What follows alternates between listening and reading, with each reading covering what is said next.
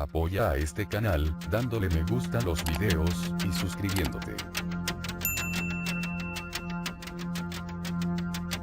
Mr. Anderson presenta La rebelión de los robots. Capítulo 10. El mundo en guerra. Primera parte. En los primeros años del siglo XX, los banqueros e industriales de la Hermandad estaban ampliando su control sobre el sistema financiero mundial. Dos nombres fueron particularmente prominentes, los Rockefeller y los Rothschild. Los Rockefeller son una de las familias más conocidas de Estados Unidos. Se hicieron famosos después de que John Davison Rockefeller y su hermano, William, hicieran su fortuna con la muy controvertida Standard Oil Company, con su red de negocios financieros engañosos que nadie podía comprender. El nieto de John Davison Rockefeller, Nelson, se convertiría en vicepresidente de los Estados Unidos, y también desempeñaría un papel destacado tras bambalinas en el curso de la política estadounidense.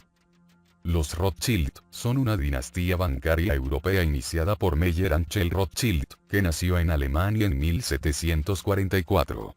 El nombre proviene del escudo rojo, llamado también Roth, en la casa en un gueto en el que alguna vez vivieron los antepasados de Meyer. Para 1820, el imperio Rothschild tenía sucursales en Londres, París, Viena y Nápoles. Obtuvieron grandes ganancias de las guerras revolucionarias napoleónicas y francesas de 1792 a 1815, y tuvieron una influencia muy significativa en el curso de la historia europea. Se diversificaron en ferrocarriles, carbón y otras inversiones industriales. Meyer Amschel Rothschild resumió el enfoque de los banqueros de la Hermandad y la élite Illuminati cuando dijo: denme el control sobre la moneda de una nación, y no me importa quién hace las leyes. Los imperios Rockefeller y Rothschild aparecerán en la historia de ahora en adelante, pero quiero mencionar muy enfáticamente que destacaré a ciertas personas individuales, y la forma en que se han utilizado los imperios. No deseo sugerir que todos los llamados Rockefeller o Rothschild estén involucrados. La mayoría de ellos tampoco sabrá lo que está pasando. En el centro del imperio de reunión de la élite bancaria e industrial, estaba la Mesa Redonda. Este había sido fundado, muy posiblemente con las mejores intenciones, por un inglés, Cecil Rhodes, de quien se nombró Rhodesia, antes de su independencia.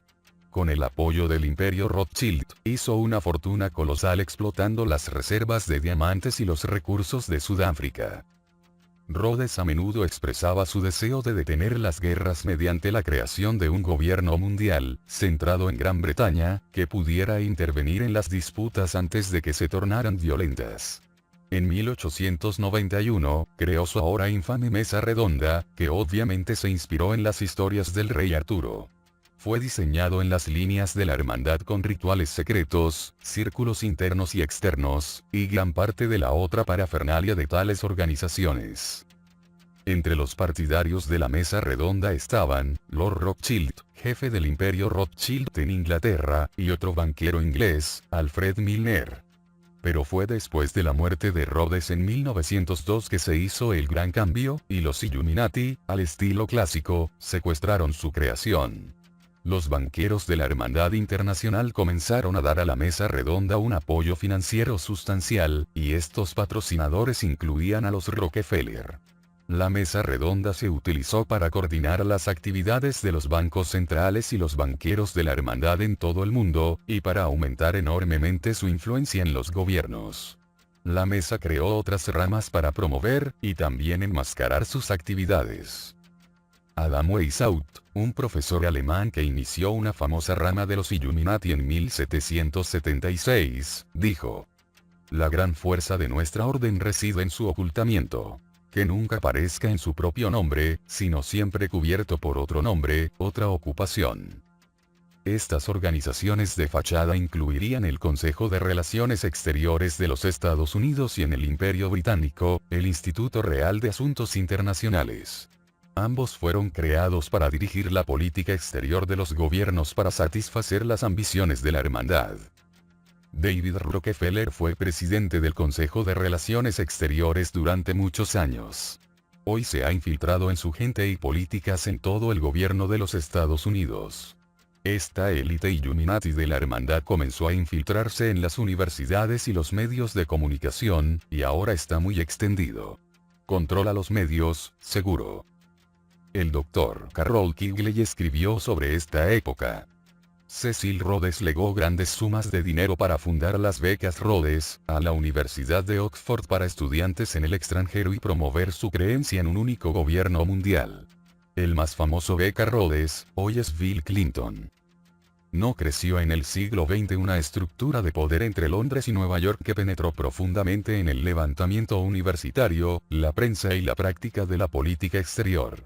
En Inglaterra el centro era el grupo La Mesa Redonda, mientras que en los Estados Unidos era JP Morgan and Company, o sus sucursales locales en Boston, Filadelfia y Cleveland.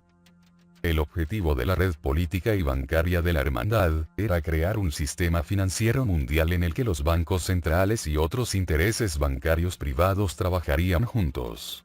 Coordinarían sus actividades para controlar los gobiernos y las economías, creando auges y caídas, manipulando las divisas, y sobornando a los políticos con trabajos bien remunerados en el mundo financiero. Puedes ver todas estas cosas sucediendo diariamente cada vez que tomas un periódico. El centro de esta red bancaria, iba a ser el Banco de Pagos Internacionales, con sede en Basilea, Suiza. El objetivo abrumador de este cartel bancario, era crear una situación en la que los gobiernos estuvieran tan profundamente endeudados con ellos, que tuvieran que hacer lo que exigían los banqueros. Como corderos al matadero, los gobiernos de todo el mundo han caído en la trampa, o a través de los canales de la hermandad, ayudaron a organizarlo, los Estados Unidos más que nadie. La idea de que un banco central invente dinero que no existe, ha sido controvertida durante mucho tiempo en Estados Unidos. Dos de sus padres fundadores, Thomas Jefferson y James Madison, querían que dicho banco estuviera bajo el control del gobierno. Podían ver los peligros de cualquier otro sistema. Pero otro, Alexander Hamilton, estaba decidido a crear un banco central en manos privadas. Se decía que sus patrocinadores eran el Banco de Inglaterra y los Rothschild.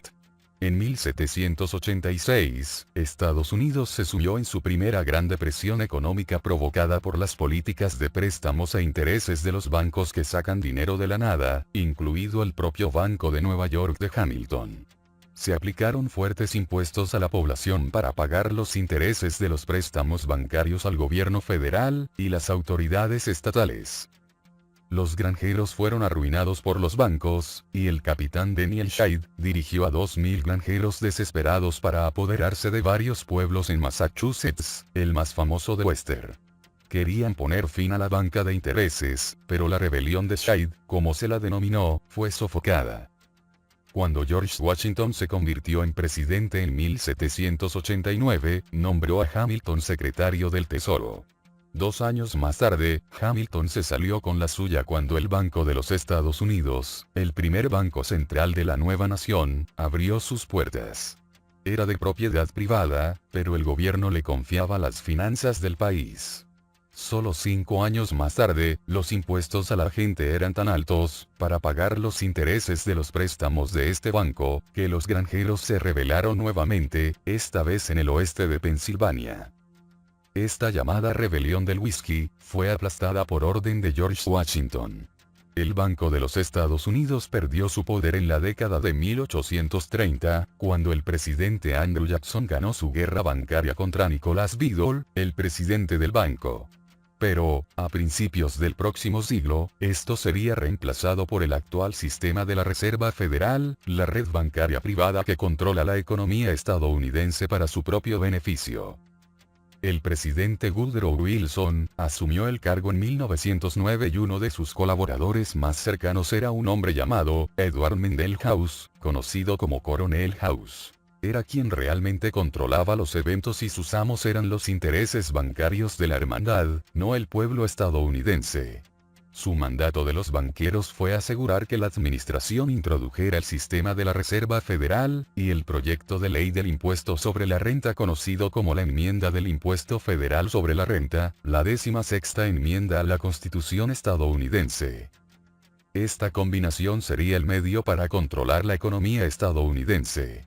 La Reserva Federal prestaría al gobierno enormes cantidades de dinero, en gran parte inventado para impulsar la economía, y cuando convenía a los banqueros, la enmienda del impuesto federal sobre la renta suprimiría la economía aumentando los impuestos. La forma en que ambos fueron presentados suscitó muchas críticas. El presidente Wilson debe haber tenido alguna idea de lo que estaba pasando detrás de escena. Una vez habló de un poder tan organizado, tan completo, tan persuasivo, que es mejor que no hablen en voz alta, cuando hablen para condenarlo. Persuadir a las personas para que hagan lo que usted quiere que hagan, mientras creen que están haciendo lo contrario, es un método que la hermandad usa constantemente. El proyecto de ley de la Reserva Federal se pintó como una medida para restringir el poder de los intereses bancarios, y esos mismos intereses se opusieron a la idea de agregar al truco de prestidigitación. El complot se tramó en una reunión de banqueros e industriales Illuminati en Jekyll Island, Georgia, a fines de 1910.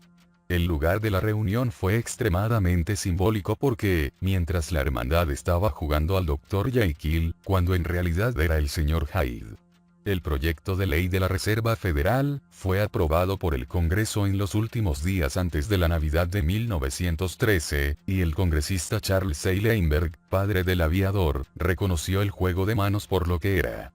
Dijo que los expertos financieros solo se habían opuesto a la legislación de la Reserva Federal porque deseaban promover la ficción de que era un proyecto de ley del pueblo. Añadió: esta ley establece el fideicomiso más gigantesco de la tierra. Cuando el presidente firme esta ley, el gobierno invisible por el poder del dinero, cuya existencia se ha comprobado mediante la investigación del fideicomiso de dinero, será legalizado. La nueva ley creará inflación cada vez que el fideicomiso quiera inflación. La Reserva Federal fue, y sigue siendo, aclamada como una victoria de la democracia sobre el fideicomiso de dinero. Nada más lejos de la verdad. Todo el concepto del Banco Central fue diseñado por el mismo grupo al que se suponía que despojaría del poder. El sistema de la Reserva Federal se ha negado a ser auditado desde el día en que se formó. Es muy importante que todos levanten la vista de lo que parece ser una situación determinada, porque este tipo de engaño doble se usa todo el tiempo para hacernos actuar en interés de los Illuminati, mientras pensamos que estamos haciendo lo contrario. Cuando el plan fue presentado por primera vez por los republicanos, fue rechazado por el Congreso. Había una sensación en la mente del público de que los republicanos estaban demasiado cerca de los intereses bancarios. La hermandad tenía una respuesta para eso. Consiguieron que los demócratas lo presentaran y se aprobó. Solo 2 estados aceptaron la enmienda del impuesto federal sobre la renta, y se requerían al menos 36 para ser legalmente ratificada. Cuando esto obviamente no iba a suceder, el secretario de Estado, Philander Knox, simplemente le dijo al Congreso en 1913 que la enmienda había sido ratificada, aunque no lo había sido. Desde ese momento, todo el impuesto sobre la renta pagado bajo la ley a través del Servicio de Impuestos Internos, ha sido puramente voluntario, aunque a todos se les dice que es la ley, y todo el dinero que el Servicio de Impuestos Internos ha obligado a pagar a las personas ha sido un robo. El Servicio de Impuestos Internos es una organización privada que controla el sistema fiscal federal de Estados Unidos, y es una herramienta de la hermandad. Nota de pie de página. Un documento secreto denominado Armas Silenciosas para Guerras Tranquilas revela que el Servicio de Impuestos Internos pasa detalles personales sobre los estadounidenses a los manipuladores de la hermandad. En los primeros años de este siglo, varias sociedades secretas y místicas en Alemania comenzaron a promover la idea de una raza superior. Afirmaron que la raza aria blanca era superior a todas las demás, y dijeron que los alemanes eran parte de eso. El mito de la raza maestra aria alemana había comenzado. Un escritor de origen inglés, Houston Stuart Chamberlain, fue un gran partidario de este punto de vista. Creía que Alemania podría engendrar una supercarrera para llevar a Europa a un nuevo orden. Era ferozmente antijudío. Continuación. La red financiera, dirigida por los Rothschild, los Rockefeller y otros, ahora estaba en su lugar para el mayor proyecto de la hermandad hasta el momento. La Primera Guerra Mundial. Guillermo II, el Kaiser de Alemania, era otro fanático religioso que creía ser el representante de Dios en la tierra. Era un ávido lector de la obra de Chamberlain, y se reunió con él para hablar sobre su creencia mutua de que los alemanes eran el pueblo elegido de Dios y deberían gobernar toda Europa, si no el mundo. Despidió a su canciller, Otto von Bismarck, en 1890 y asumió el control del país. Uno hubiera pensado que la gente se habría resistido a esto, pero, una vez más, vemos las consecuencias de la dependencia humana de otra persona para decirles qué hacer, que había sido parte de la vida durante siglos. Guillermo II se preparó para la guerra. La dinastía prusiana de los Hohenzollern, de la que Guillermo II era miembro, había estado alentando la unificación de Alemania y construyendo su maquinaria de guerra durante muchos años. Hubo un estallido de conflictos en toda Europa como si fueran sillas musicales. Las alianzas se acordaron por motivos religiosos y políticos, pero, en su mayoría, los países buscaban aliados que los apoyaran en el caso cada vez más probable de un ataque. Guillermo II estaba esperando cualquier excusa para hacer su jugada por la dominación europea, y llegó en 1914. La aversión mutua entre Austria y Serbia llegó a un punto crítico cuando el archiduque Francisco Fernando, el heredero del trono austrohúngaro, fue asesinado en Sarajevo, la capital de Bosnia. Los austriacos acusaron a los serbios de estar involucrados en el asesinato, y enviaron un ultimátum. Los serbios aceptaron todas menos dos de sus demandas y pidieron que se decidieran por arbitraje. Pero los austriacos y los alemanes querían luchar, y Austria declaró la guerra a Serbia. Rusia apoyó a Serbia. ¿Quién mató realmente a Francisco Fernando para crear la chispa de lo que siguió? Una sociedad secreta serbia llamada Mano Negra. El conde Cherrin, amigo de Francisco Fernando, dijo: el archiduque sabía muy bien que el riesgo de atentado contra su vida era inminente. Un año antes de la guerra me informó que los masones habían decidido sobre su muerte. Guillermo II declaró la guerra a Rusia y Francia. Su idea era que Alemania ganaría una batalla rápida con Francia, antes de lanzar todo su poder contra Rusia. Los alemanes invadieron Bélgica y entraron en Francia por el norte. Gran Bretaña declaró la guerra a Alemania, y el conflicto más sangriento de la historia humana estaba en marcha. Alemania no obtuvo la victoria rápida sobre los franceses que esperaba. Se convirtió en una guerra de desgaste en las trincheras del norte de Francia. Allí, en el barro y la desolación, millones de hombres europeos murieron para ganar o defender unas cuantas hectáreas de tierra devastada. El conocimiento científico se usó para mejorar la eficiencia con la que la humanidad se masacraba entre sí, y esto nunca se había logrado en una escala mayor que esta. Las batallas están escritas en la memoria para siempre de cualquiera que desee ver el fin de la estupidez y la manipulación que ha desviado a la humanidad de su verdadero propósito. Verdun, el Somme, Passchendaele, vieron morir a millones en ambos bandos, a menudo en ataques suicidas contra trincheras bien fortificadas, por orden de generales dementes. Turquía entró en la guerra del lado de Alemania, pero Italia apoyó a Gran Bretaña con la promesa de recibir Trentino y Trieste. Abrieron un frente contra Austria, mientras Gran Bretaña se veía cada vez más presionada por la necesidad de apoyar al frente occidental francés, y proteger sus intereses en India y Egipto de los turcos. Fue entonces cuando Thomas Edward Lawrence, o Lawrence de Arabia, organizó una revuelta de los árabes contra los turcos. Los británicos ocuparon Palestina, Jerusalén y Mesopotamia. El coraje y la determinación del pueblo ruso al defender su tierra de los alemanes, a un costo de 4 millones de bajas, habían hecho mucho para estirar los recursos alemanes y reducir su capacidad para abrirse paso en Francia. Pero, en 1917, acordaron un tratado de paz con Alemania después de la Revolución Rusa, o mejor dicho, la Revolución de la Hermandad Rusa. Ha habido disturbios durante mucho tiempo por la persecución a menudo cruel de la gente por parte de los zares. Hubo huelgas y motines en el ejército ruso y el zar Nicolás II fue llevado a Siberia, donde él y su familia fueron ejecutados por un grupo de revolucionarios extremistas, que no eran más ilustrados en su humanidad que los zares que derrocaron. Los reformadores más moderados fueron dejados de lado por los seguidores de Lenin y Trotsky. Abolieron los planes para una constitución parlamentaria, e impusieron a un pueblo ya oprimido el Estado comunista que reemplazó el fascismo zarista por el fascismo de Estado. Este tenía todos los mismos defectos económicos y políticos del capitalismo, que tanto despreciaba. Era el capitalismo con otro nombre y con mayor control de la economía. Un extremo es seguido invariablemente por otro, debido a la ausencia de sabiduría. Cualquiera que gane el control y el poder por la violencia, se muestra incapaz de gobernar a nadie. Si van a usar la violencia para ganar el poder, usarán la violencia contra la gente para mantenerlo. La violencia no es algo que se puede encender y apagar. O está en tu psique, o no lo está. Entonces, ¿quién estaba realmente detrás de esta revolución del pueblo? La masonería estaba en el centro de todo. La enciclopedia masónica de Coyle dice que había un consejo masónico supremo en Rusia, con 40 grupos subordinados al comienzo de la guerra. El zar Alejandro II se había preocupado tanto por la agenda de la masonería rusa, que prohibió el oficio en agosto de 1822 cuando su propio gran maestre le advirtió que era una amenaza para el Estado y que debía detenerse o reorganizarse. Pueden ver que la hermandad no habla con una sola voz. Jugar uno contra el otro es parte de la estrategia.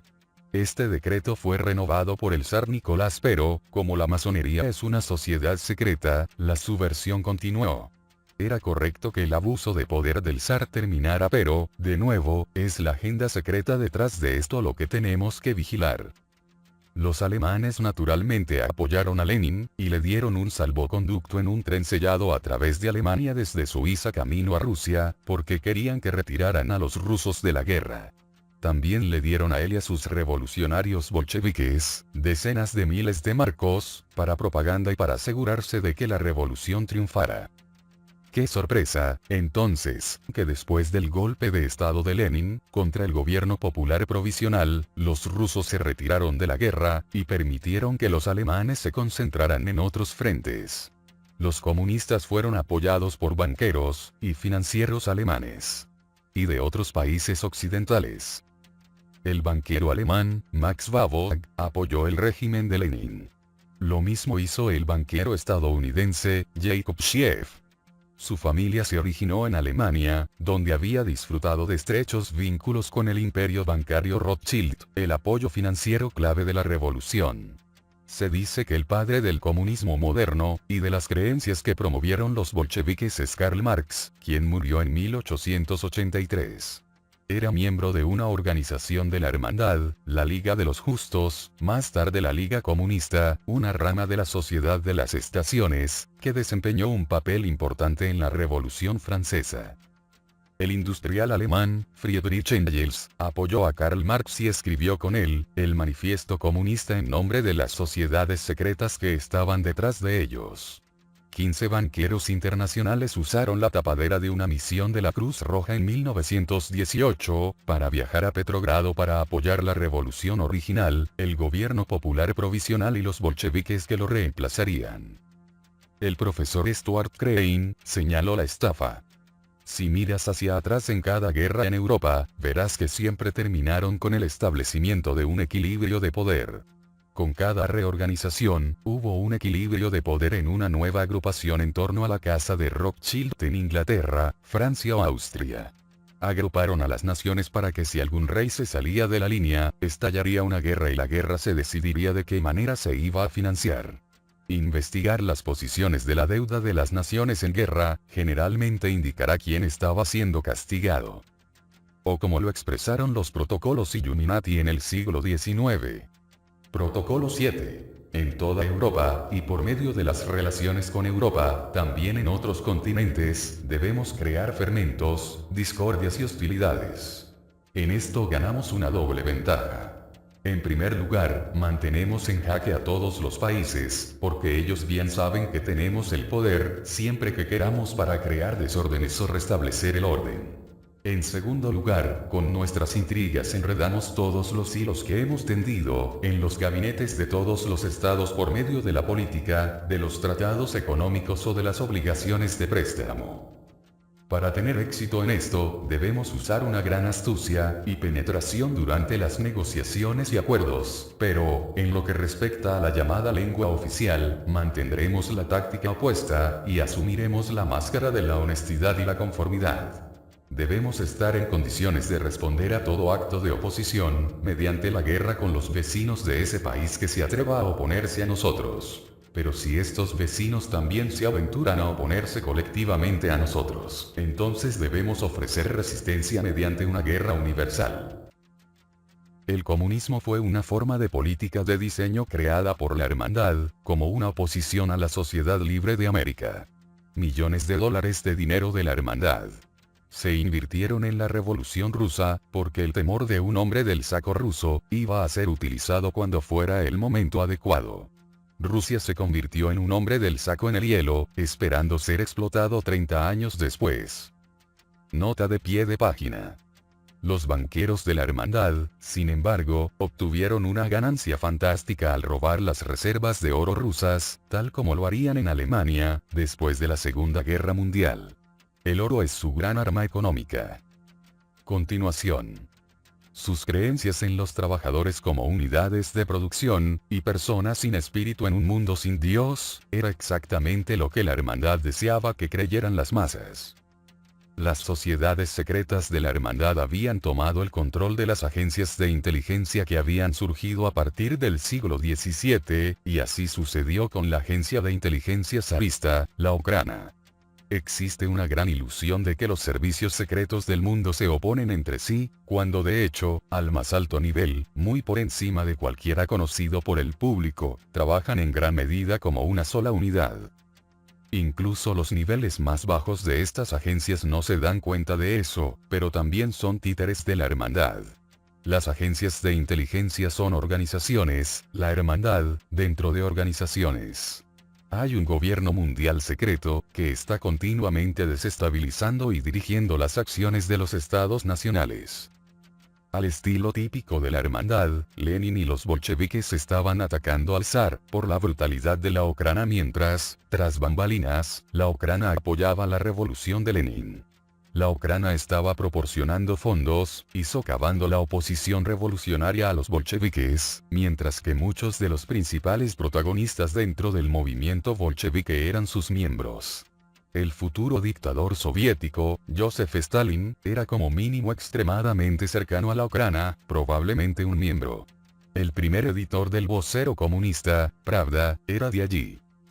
No sorprende, por lo tanto, que cuando Lenin y sus seguidores llegaron al poder, la agencia de inteligencia que aparentemente tanto odiaban y condenaban, se amplió enormemente y cambió de nombre. De Okhrana, a KGB. La revolución del pueblo fue solo otra bola y cadena disfrazada. Había un sabor judío considerable en la revolución, y la Hermandad estaba ahora preparando el terreno para el regreso de los judíos a Palestina. Algunas investigaciones que he visto afirman que, de los 388 miembros del gobierno revolucionario ruso en 1918, solo 16 eran rusos de nacimiento. Todos menos 2 del resto eran judíos de otros lugares, en su mayoría de Nueva York. ¿Cómo se ha engañado a la gente a lo largo de los siglos hasta el día de hoy? La Hermandad estuvo profundamente involucrada en todas las revoluciones populares, que estallaron después de la Guerra de Independencia de los Estados Unidos. Esto incluye, como hemos visto, la Revolución Francesa, que condujo al exterminio de al menos 100.000 personas en el reinado del terror que siguió. El golpe para los aliados de perder el apoyo ruso frente a los alemanes en la Primera Guerra Mundial, fue compensado con la llegada de los estadounidenses. El presidente, Woodrow Wilson, los llevó a la guerra, cuando Alemania inició una política de hundimiento de todos los barcos de cualquier nacionalidad, o más bien eso dijeron los aliados. El hundimiento del barco estadounidense, el Lusitania, fue simplemente la excusa que el presidente Wilson había estado buscando, para justificar la entrada en la guerra, y no tengo ninguna duda de que el hundimiento fue fabricado por él, en complicidad con los británicos. El ataque japonés a Pearl Harbor sería utilizado por el presidente Franklin D. Roosevelt, de la misma manera en la Segunda Guerra Mundial. Como dijo el comandante Joseph Kenworthy, de la inteligencia naval británica. El Lusitania fue enviado deliberadamente a una velocidad considerablemente reducida, a un área donde se sabía que estaba esperando un submarino y con su escolta retirada. El Lusitania transportaba suministros militares para Gran Bretaña y no era, como afirmaban los estadounidenses, simplemente un barco de pasajeros. Lentamente, después de que los soldados estadounidenses llegaran a Europa, la iniciativa se volvió contra Alemania y Guillermo II se rindió y abdicó, para poder vivir cómodamente en los Países Bajos.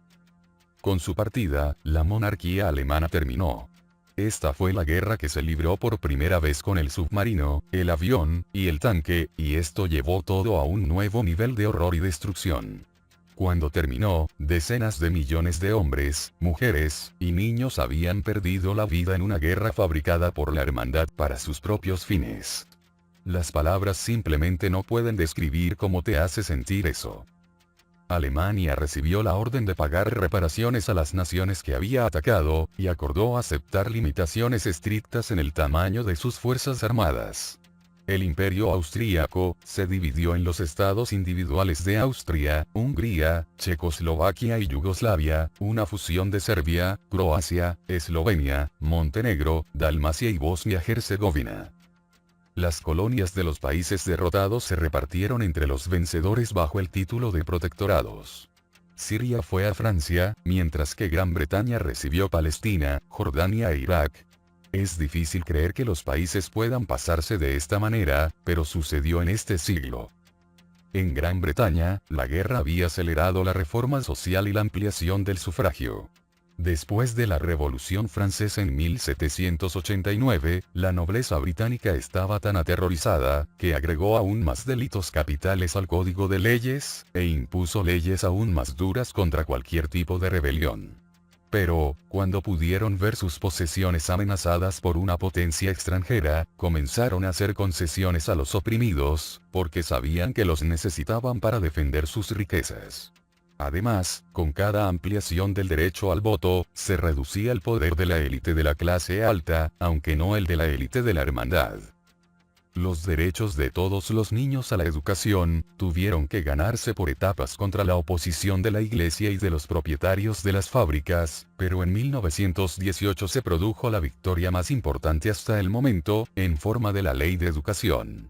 Esto aseguró una educación a tiempo completo para todos los niños hasta la edad de 14 años, y puso fin a la práctica de que los niños iban a trabajar la mitad del día y a la escuela el resto. También introdujo guarderías y controles médicos para los niños en la escuela.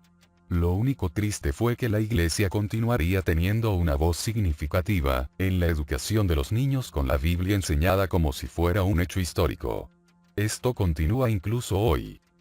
El desarrollo más significativo en los años de entreguerras fue el surgimiento del dictador para reemplazar a los monarcas y las democracias incipientes. Aquí nuevamente muestra cuán desesperada está la gente, por alguien que los guíe y les diga cuándo respirar. Cómo la hermandad explotó eso. El presidente estadounidense, Woodrow Wilson, propuso una organización llamada Sociedad de Naciones, después de la Primera Guerra Mundial, para arbitrar disputas entre países antes de que se tornaran violentas.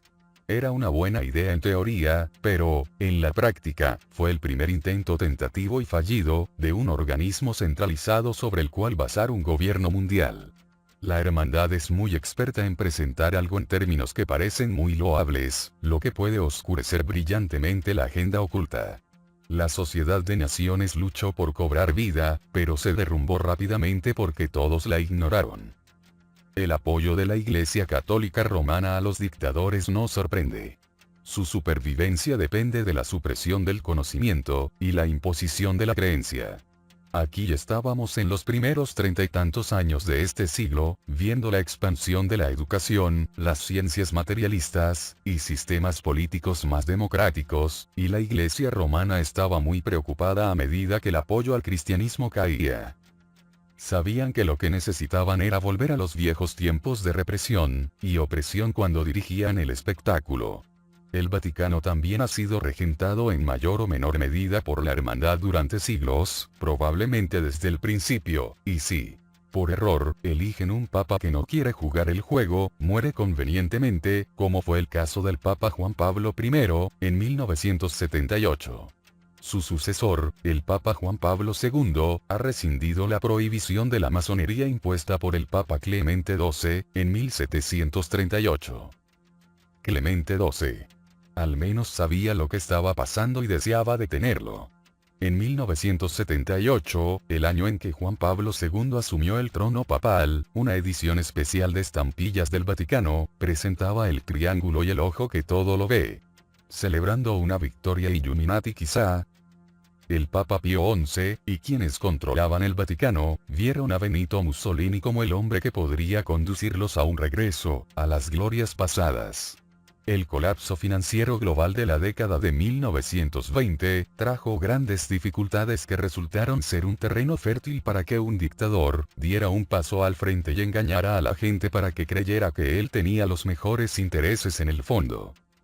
Mussolini, hijo de un herrero, llegó al poder de la manera aceptada por los dictadores, a través del soborno, la corrupción, el asesinato, y el apoyo de las sociedades secretas.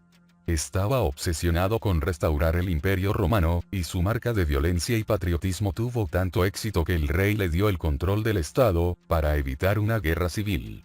Una vez instalado, eliminó todos los derechos democráticos y la libertad de expresión. La Iglesia Católica Romana lo apoyó en todo esto. Sabía que podía tener propaganda libre y constante desde los púlpitos de Italia, si tenía a la Iglesia de su lado. Se les dio la ciudad del Vaticano con la independencia de Italia, y la Iglesia recibió el control, una vez más, de toda la educación, junto con una donación de 19 millones de libras esterlinas. Cuando Mussolini invadió Abisinia, el Papa le dio todo su apoyo. Lo mismo sucedió cuando Mussolini fue por Albania y Grecia. Nada hubiera deleitado más a los líderes católicos romanos, que tener control sobre las tierras de la Iglesia Ortodoxa griega, que tanto odiaban. Estos dos credos cristianos se separaron, recordarán, después de que el Papa agregara las palabras, y del Hijo, en la cláusula filioque, al credo cristiano en 1054. Muchos cristianos se negaron a aceptar esto, y formaron la Iglesia Ortodoxa disidente que más tarde consideró a Moscú como su propia Roma o Meca particular. 70.000 judíos fueron desterrados de Italia por Mussolini, sin una sola palabra de protesta del Vaticano. Italia estaba ahora controlada por una doble dictadura de Iglesia y Estado, y ambos estaban controlados por la hermandad. El Papa también estaba en términos amistosos con Adolfo Hitler. Después de que una gran votación católica romana lo llevara al poder en Alemania en 1933. Alemania estaba en un estado desesperado, un país en ruina física y económica después de la guerra.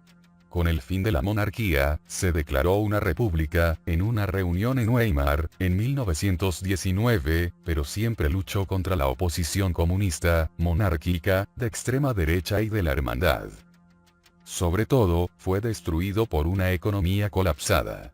Pero entonces, si controlas el sistema financiero, socavar un país para preparar el terreno para una revolución no es un problema.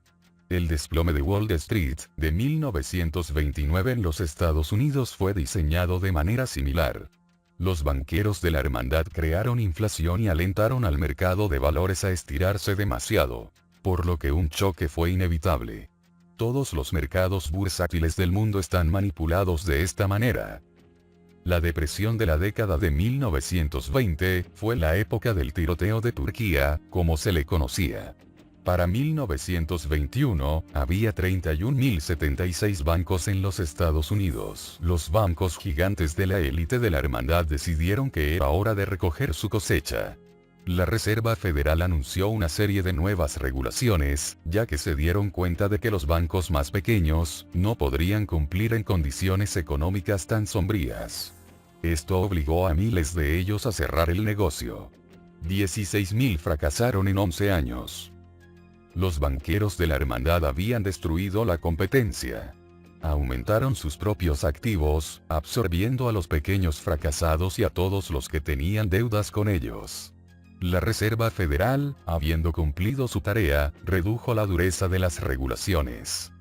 Franklin D. Roosevelt, con el apoyo de estos banqueros de élite, anunció su famosa política intervencionista, New Deal, o Nuevo Acuerdo, para sacar a Estados Unidos de la depresión.